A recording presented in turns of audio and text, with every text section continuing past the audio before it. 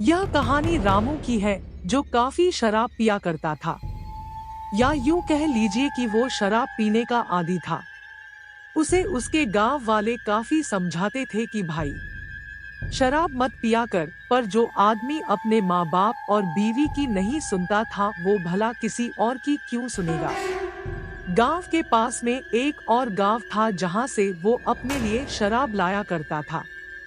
तो ऐसे ही एक दिन की बात है, जब वह देर रात शराब पीकर अपने घर लौट रहा था। उसके पास एक शराब की बोतल भी थी, जिसे भी वो उसी दिन पीने के लिए लाया था। उसने सोचा कि गांव के आसपास पीऊंगा तो सभी देखकर मेरा दिमाग खाएंगे। तो उसने एक खेत के अंदर शराब पीने की सोची। थोड़ी देर बाद वो एक खेत तक पहुंचा और शराब पीने लगा तो तभी उसे किसी के मक्का की फसल में से निकलकर आने की आवाज सुनाई दी। वो थोड़ा नशे में था, पर वो साफ तरीके से सुन पा रहा था कि वो आवाज उसके सामने वाली मक्का की फसल की क्यारी से आ रही थी।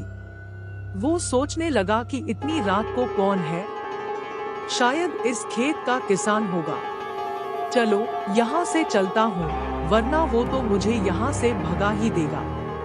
यही सोचकर वो उस जगह से जाने लगा, पर इससे पहले कि वो वहाँ से जा पाता, उसने देखा कि उस खेत में से एक भयानक सी औरत आकर उसे देखने लगी। वो औरत बड़ी ही भयानक थी और उसकी ओर ही बढ़ रही थी। यह देखकर रामू वहाँ से तेजी भागा और वो औरत भी उसकी ओर भागने लगी।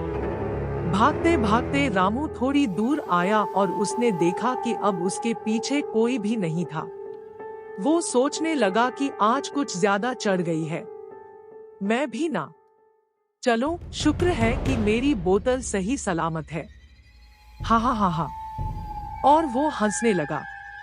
तभी उसे जोर की टॉयलेट लगी और वो एक पेड़ के पास आकर पेशाब करने लगा। पेशाब करते करते जब उसने अपना सर ऊपर घुमाया तो देखा कि वो औरत उस पेड़ पर बैठी थी और उसको बड़े ही डरावने तरीके से देख रही थी।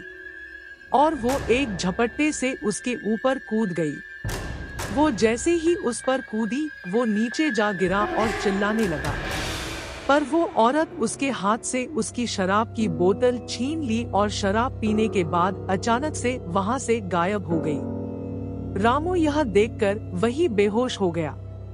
सुबह जब उसे होश आया तो उसने देखा कि उसकी शराब की बोतल वहीं पड़ी थी। उस दिन से उसने कसम खा ली कि अब से शराब नहीं पीऊंगा।